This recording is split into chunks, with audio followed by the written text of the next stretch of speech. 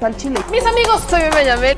Bienvenidos a su chile favorito. Aquí las noticias o te enchilan o te dejan picar. Vamos a pasar a temas que también son polémicos, temas que también son muy polémicos, que tienen que ver con la reforma eléctrica. Inician las ponencias, inician estas mesas de diálogo por la reforma eléctrica. Una reforma eléctrica que está dando mucho debate.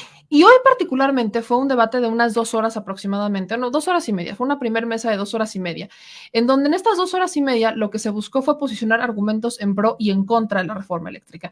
Hubo muchos, pero particularmente me quiero quedar con uno que me resulta muy importante. Y es el debate que dan dos personas, ¿no? Dos posicionamientos muy distintos. El primero de estos posicionamientos es el que da el investigador Nicolás Domínguez Vergara, que es uno de los muchos investigadores más reconocidos dentro de materia de energía, de petróleo y energía particularmente. Y este personaje, este investigador, dio una bonita cátedra el día de hoy a los diputados, a los legisladores.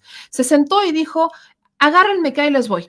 Prácticamente su argumento fue bastante elaborado y fue un argumento muy lógico. No hagan que el país se quede en velas y vamos a ponerle la energía. Este es un argumento en pro de la reforma eléctrica.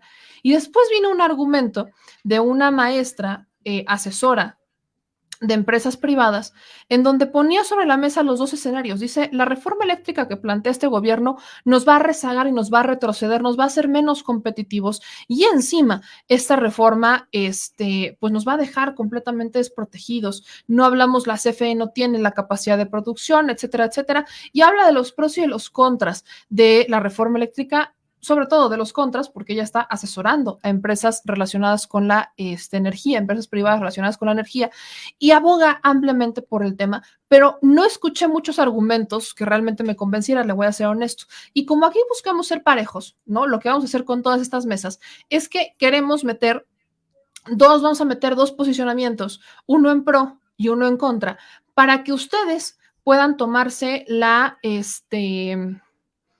para ustedes pueden generarse el criterio propio, ¿no? Que es el argumento principal que tenemos. Genérese un criterio propio. Así que vamos primero a ver el argumento que presenta el doctor Nicolás Domínguez Vergara, que es, le repito, es investigador y uno de los más reconocidos en temas de petróleo y energía en México, y que, por ejemplo, ¿no? Él ha logrado ser invitado N cantidad de veces. Lo invitaron incluso cuando fue los foros por la reforma energética del 2013 a hablar sobre el tema. No le hicieron mucho caso, definitivamente no lo pelaron, porque él estaba en contra de lo que se mencionaba de la reforma energética de 2013, ha publicado muchos artículos técnicos y además es responsable académico de proyectos de varios millones de pesos que ha patrocinado Pemex, que han generado beneficios económicos para las áreas de investigación de la universidad en donde él actualmente está.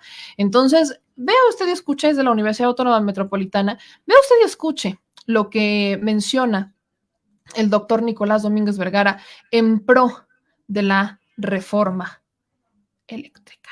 A ver, ¿dónde lo puse? Ya lo perdí, ya lo encontré. Claro que sí, aquí está, véalo. Muchas gracias, diputado Juan Ramiro Robledo. Nicolás Domínguez es licenciado en física por la UNAM, tiene maestría en física por la misma casa de estudios y es doctor por la Universidad de Texas. Es vicepresidente de la Sociedad de Ingenieros Hispanos Profesionales, Society of Hispanic Professional Engineers, listado en la revista El Mundo del Petróleo como uno de los 100 líderes más influyentes del sector de energía de México. Ha sido invitado por el Senado de la República a participar en el debate histórico sobre la reforma energética el 3 de julio de 2008, miembro del Subcomité de Eficiencia Energética en el Transporte de la Comisión Nacional para el Ahorro de Energía. Adelante, doctor Nicolás Domínguez, tiene usted 10 minutos para hacer su ponencia. Buenas tardes. Es un honor y un placer para un servidor, profesor investigador de la UAM Azcapotzalco y antes de eso colaborador en el Instituto Mexicano del Petróleo y anteriormente en el Laboratorio Nacional de Oak Ridge, uno de los laboratorios del Departamento de Energía de Estados Unidos, en donde realicé estudios de máquinas experimentales de fusión nuclear y llegué a ser el asistente técnico del director de desarrollo de tecnologías de energía y medio ambiente. Es para mí un honor hablar ante esta soberanía. Muchas gracias por su invitación. Debido a que la electricidad es indispensable, el sector eléctrico representa un gran negocio. Por eso, desde finales del siglo XIX, llegaron a México compañías privadas a producir electricidad. La función social de las compañías ha sido aumentar las ganancias de sus accionistas, y en México el Estado tuvo que intervenir en defensa de los consumidores desde el Porfiriato. Desde 1937, con la CFE, se avanza en la electrificación del país porque a las compañías privadas no le interesaban las zonas pobres, porque no era negocio. En 1960, López Mateos nacionaliza la industria eléctrica ante la presión constante de los privados por aumentar las tarifas y a su falta de inversión para continuar con la electrificación. Solo el Estado podía generar, conducir, transformar, distribuir y abastecer la electricidad para el servicio público. Pero desde 1992 se permite a privados la generación de electricidad en esquema de productores independientes de autoabasto y otras modalidades, en contra de lo que señalaba la Constitución. ¿Cómo llegamos a la reforma de 2013? Esa es una pregunta muy inteligente. Los felicito, diputados. Desde finales del siglo pasado, muchas compañías privadas han diseñado esquemas para desregularizar o privatizar el sector eléctrico en el mundo por medio de estafas, y a eso le llaman modernización. Estaban apoyadas por el Banco Mundial, el Fondo Monetario Internacional, bancos de desarrollo, otras organizaciones y hasta el gobierno de Estados Unidos, que por ejemplo presionó desde 1996 para que se aprobara el proyecto de venta de energía de Enron en Maharashtra, en la India. El paso 1 para presionar a los gobiernos para permitir a los productores independientes de energía con contratos asegurados de venta de electricidad a las empresas públicas por muchos años, lo que ha llevado a que éstas tengan que cerrar sus plantas, como la CFE en México. Esa es la causa de la ley secundaria de 1992 y de la reforma de Peña Nieto de 2013. Por eso actualmente la CFE tiene la obligación de comprar la electricidad a los productores independientes por muchos años a precios que van creciendo. Les compra el 31% de toda la electricidad producida en México. Cuando esos generadores tienen excedentes, no se los dan a la CFE, sino que violando la ley, los venden a otros. Por eso, tienen que cancelarse esos contratos. El paso número 2 ha sido forzar a los gobiernos a fracturar sus empresas en subsidiarias y filiales, sin permitir la integración de sus actividades, haciéndoles perder competitividad y rentabilidad. Por ello, muchas de las compañías públicas de los países que han caído en esas estafas han reducido su producción de electricidad o ya se han vendido. Por ejemplo, la CFE en 1999 producía el 100% de la electricidad.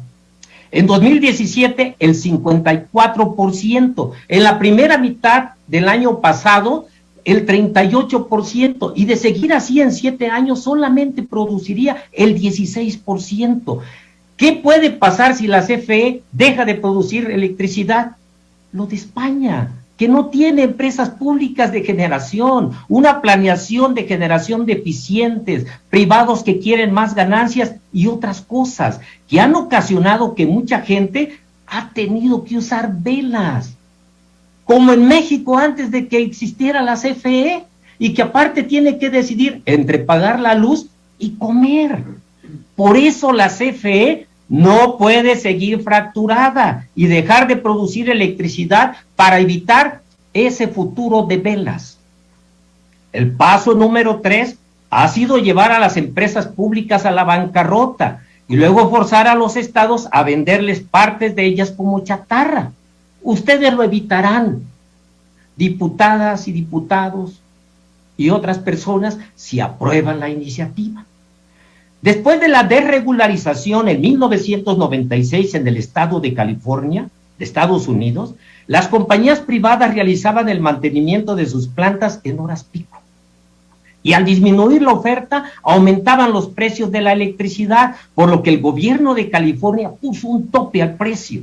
Pero entonces, la compañía privada Enron la vendía a otro estado. Después recompraba la misma electricidad y la vendía más cara en California porque el tope no valía para la electricidad importada. ¿Quiénes perdían? La gente. Por eso Estados Unidos aprendió y el 85% de sus generadores son públicos. Y las tarifas domésticas son más bajas de los que adquieren electricidad de las empresas públicas que de las privadas. A Brasil, con la privatización, le hicieron tirar agua de sus presas para que los privados generaran con gas natural, que era más caro. Por eso, en parte, se tuvo la crisis energética de Brasil en el año 2001. En México, para corregir ya una planeación eficiente, las funciones de la Comisión Reguladora de Energía y de la Comisión Nacional de Hidrocarburos se tienen que ir a la Secretaría de Energía y el Centro Nacional de Control de Energía a la CFE. En los países estafados, la desregulación o privatización resultó en pobreza, desempleo, precios altos, corrupción y apagones, mientras las ganancias de las compañías se exportaban a otros países. En algunos se realizó por el apoyo de partidos políticos a través de sobornos y por funcionarios que al término de sus mandatos se volvieron empleados de esas compañías transnacionales. O sea que los reguladores después estuvieron sirviendo en las compañías que regulaban. Aquí en México tenemos antecedentes de eso, desafortunadamente. Por ejemplo, Felipe Calderón y Georgina Kess, expresidente y exsecretaria de Energía, sirvieron a Iberdrola. La base de la estafa fue que aseguraban que los precios de la luz bajarían porque las compañías privadas competirían entre sí, que no ha sido verdad. En México, 10% de las privadas controlan el 40% de la generación privada. A las privadas no les gusta la competencia, por eso hacen fusiones y adquisiciones de otras. En México su competencia es la CFE, que la subsidia con cientos de miles de millones de pesos cada año. Además, se aseguraba que los productores independientes usarían fuentes muy limpias, como sol y viento. Pero los productores independientes llegaron con sus máquinas, con sus generadores de gas natural, que eran más rápidas de construir y más baratas. ¿Cuál mejor tecnología, por favor? Eso generaba ganancias más rápidas y más grandes. La reforma energética de 2013 se basó en los mismos engaños y fracasó. Subieron los precios de la luz y es insostenible. La base de sus leyes se ha diseñado en otros países. Es muy claro. Y no es creación de nuestros funcionarios neoliberales. Estos solo las adaptaron, dañando al sistema eléctrico nacional y a su gente, lo que no sorprende, dado los ejemplos que ya les he dado. La gran mayoría de los contratos de autoabastecimiento se usan para vender electricidad a clientes disfrazados de socios, haciendo de esta manera lavado de electricidad, que parece ser un negocio creativo, pero que al hacerlo violan la ley. Por eso es que este tipo de generación se tiene que cancelar. Se alega que los privados perderían sus inversiones de 44 mil millones de dólares y que para evitarlo nosotros tenemos que perderla de nosotros, es decir, la CFE, aunque no perderían nada, porque no se expropiaría ni un metro de cable. Además, aquellos que no hayan violado la ley gozarían del 46% de un negocio de 6.4 millones de pesos. ¿Quién no quisiera entrarle a un negocio así de grande? La iniciativa debe aprobarse para evitar un futuro de velas, como en España, y construir uno asegurando el derecho humano a la vida digna. Y para que nosotros, cuando lleguemos a nuestra casa, al oprimir el switch, tengamos luz y también comamos tranquilamente, sabiendo que cuando llegue el recibo de la luz, lo podremos pagar. Muchas gracias. Poético. Un futuro de luz y no de velas. que tengamos la certeza que cuando lleguemos a nuestra casa prendamos el switch y que va a haber luz, no velas.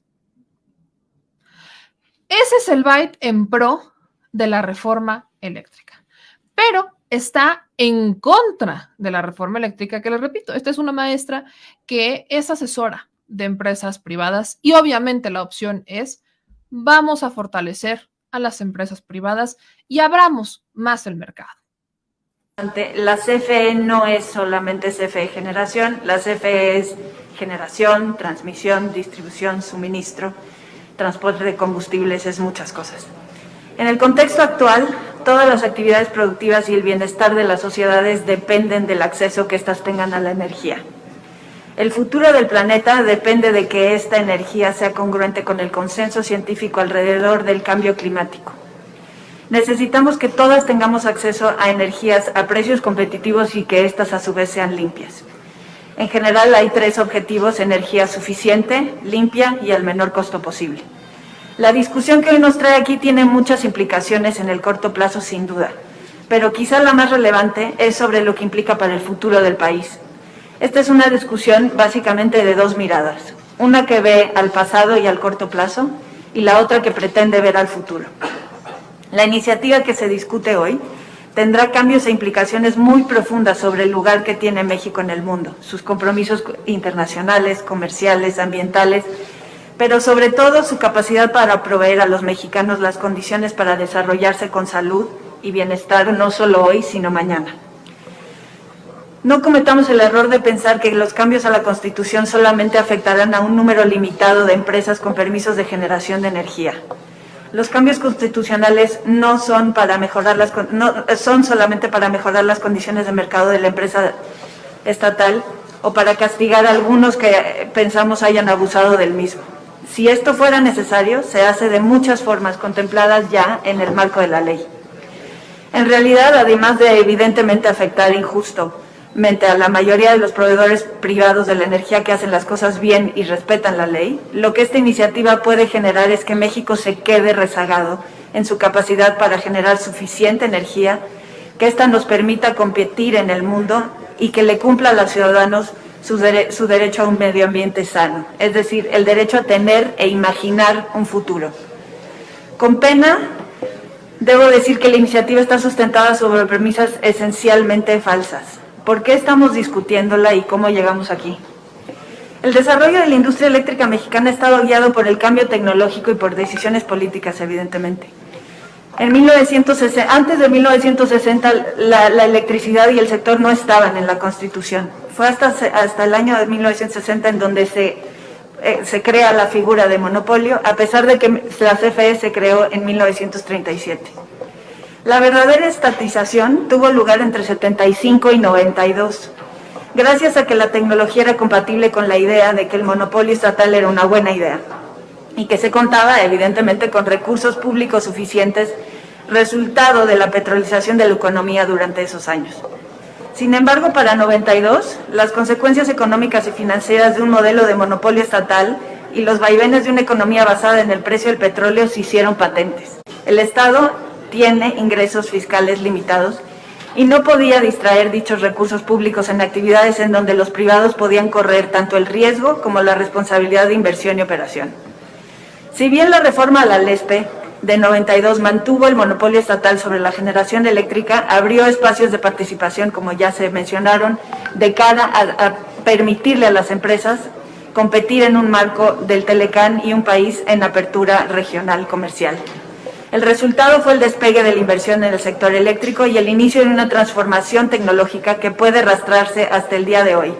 De 92 a 2013, la economía se multiplicó 1.65 veces.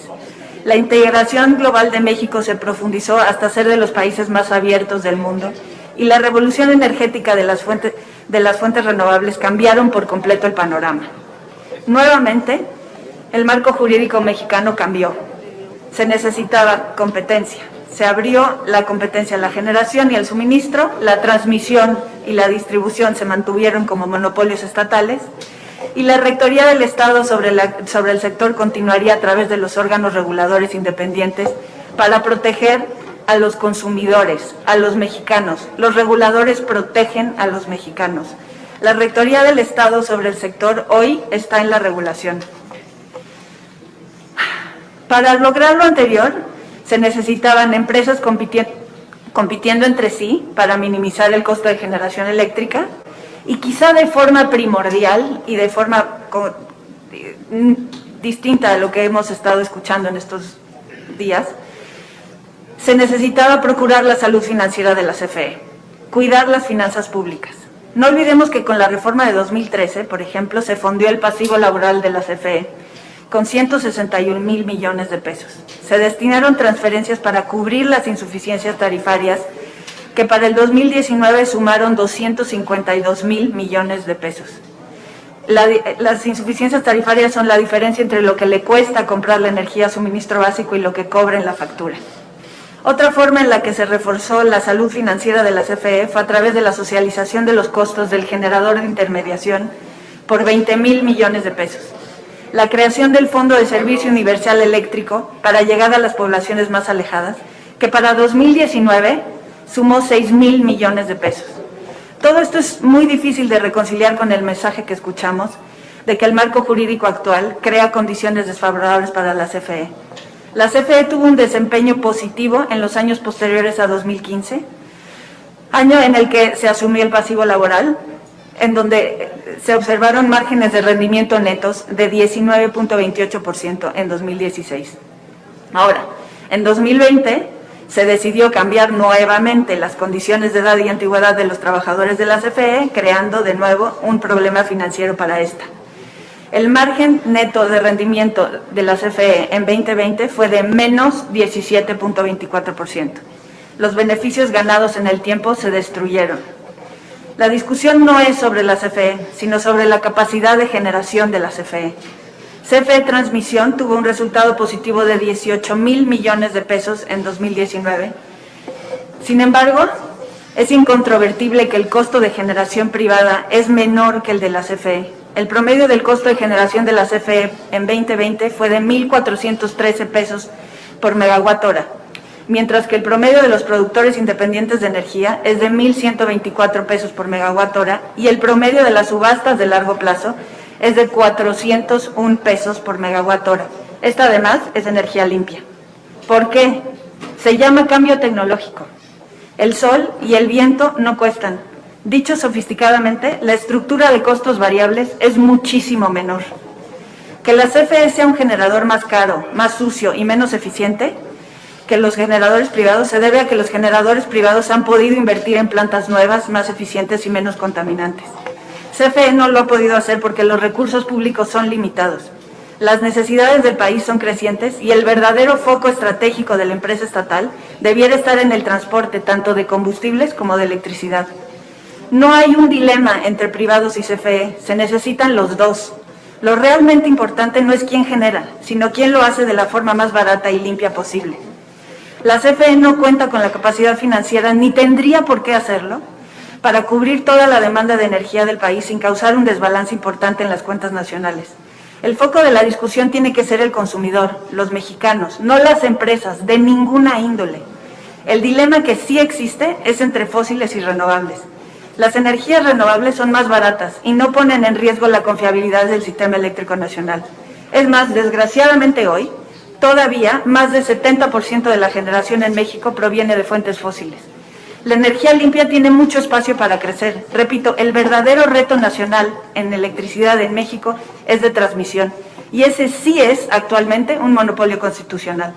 Con mayor y mejor transmisión, integrar renovables no representa un riesgo de confiabilidad. Entonces, si todo esto es así, ¿por qué estamos aquí discutiendo con argumentos tan absolutamente opuestos? Los datos y la realidad que representan son muy claros. Quizá estamos aquí porque la participación de la generación de la CFE, sin contar con la generación de los PIEs, pasó de 54% en 2018 a 38% en 2020. ¿Por qué? La entrada en operación de las centrales limpias de las subastas de largo plazo. Energía que por ser más barata desplazó la energía más cara y más sucia de la CFE. El porcentaje de energías limpias generado en 2018 fue de 21%. Esta cifra para 2021 fue de 27.5%. Dado que esta energía es más barata, el sistema eléctrico mexicano todo ha ido disminuyendo sus costos de generación. Lento, sin duda. Quizá los esfuerzos para obstaculizar la generación renovable y privada de los últimos 3 años hayan tenido algo que ver. Si el costo de generación ha ido disminuyendo, ¿por qué los consumidores domésticos, todos los que estamos aquí, no lo hemos podido percibir? Porque no tenemos opciones, porque le tenemos que comprar a CFE suministro básico. Si se le permitiera continuar con las subastas para no tener que salir a comprar al mercado a precio spot, quizá también nosotros hubiéramos podido beneficiarnos del cambio tecnológico y la eficiencia que disminuye los costos. Yo solo le voy a decir una cosa. Lo que me preocupa muchísimo en el caso de quien acaban de escuchar, es que dejen ustedes que ella sea experta en temas energéticos y que sea asesora de empresas privadas. Ella fue comisionada de la CRE, de la Comisión Reguladora de Energía. Ella renunció en 2019, 2020, renunció en 2019, fue de las primeras que renunció de la CRE, justamente cuando entra la administración de Andrés Manuel López Obrador. No se esperó ni siquiera a que se hicieran las modificaciones. No. Ella renuncia el 29 de enero de 2019 a la Comisión de la Reguladora de Energía. Ella renunció, estuvo ahí. Fueron 4 comisionados los que renunciaron en cuanto entró Andrés Manuel López Obrador como presidente, y ella fue una de las que renuncia, Montserrat Ramiro. Entonces, vaya, en primera, no le encontré mucha firmeza en el hablar, lo tengo que decir honestamente. Cuando vas a defender tu punto, que ese siempre ha sido, por ejemplo, mi tema con Liz Vilchis, ¿no? Cuando vas a defender un punto o cuando quieres ser muy firme en temas muy serios, la forma en la que hablas influye mucho. No crean que el presidente Andrés Manuel López Obrador habla despacito nomás porque habla despacito, ¿eh? Todos hemos comprobado que cuando el presidente quiere hablar rápido, habla rápido. Todos hemos comprobado que cuando el presidente Andrés Manuel López Obrador quiere decir algo en chinga, lo dice y saben dónde decirlo. Ejemplo es cuando se va a Estados Unidos. Cuando habla despacio es porque está buscando dar un mensaje, porque tiene mucho que ver la forma en la que hablas. Entonces, esa ha sido exactamente mi crítica con el asunto de Liz Vilchis en el quién es quién de las mentiras de la semana, y exactamente es mi crítica que le he hecho a una Mariana Gómez del Campo, que más o menos ella habla más o menos rapidito, pero también se traba, o hablemos de una Margarita Zavala, que creo que es Lady Coral, ¿no? Es la que mejor puede ser exponente del tema. Bueno, en esos casos todavía se lo paso, pero estamos hablando aquí de quien fuera comisionada. O sea, 4 años estuvo como en la Comisión Reguladora de Energía, y realmente no me llegó ni siquiera a convencer con su argumento, porque yo creo que ni siquiera ella se lo creía. Y ¿saben qué es lo peor del caso? Es que si fue comisión, o sea, si estuvo en la Comisión Reguladora de Energía, no tendría ni siquiera que leer, porque durante los últimos 4 años de su vida se habría encargado justamente de vigilar y supervisar la reforma energética y su implementación. Entonces, por eso me brinca mucho que quien fuera comisionada se trabara tanto y no tuviera esa firmeza de explicar con una dinámica de hacerlo mucho más dinámico y mucho más entendible, cuando estuvo 4 años en la Comisión Reguladora de Energía, a la que defiende. O sea, para defender algo en lo que trabajaste tienes que leer. Me queda claro que podrías perfectamente tener unas fichas con datos duros, porque se te pueden olvidar. Eso a cualquier persona si trabajes 20 años, por supuesto que sí. Pero si estás y llevas 4 años y aparte renunciaste no hace mucho, renunciaste en el 2019 y renunciaste justamente en la entrada en vigor de esta administración, tendrías que tener los pelos de la burra en la mano para defender el punto que estás defendiendo. Y lamentablemente no me convenció. Ahora, su argumento es: la Comisión Federal de Electricidad no tiene la capacidad de generar energía limpia. La Comisión Federal de Electricidad tenía una mayor capacidad, mayores ingresos y generaba mucho más dinero en el 2019, antes de que ella se fuera, o en el año en el que se fue, y en 2020 ya no. Recordemos que estamos en un tiempo de transición en donde no solamente México está volteando a ver a la participación del Estado en el tema energético.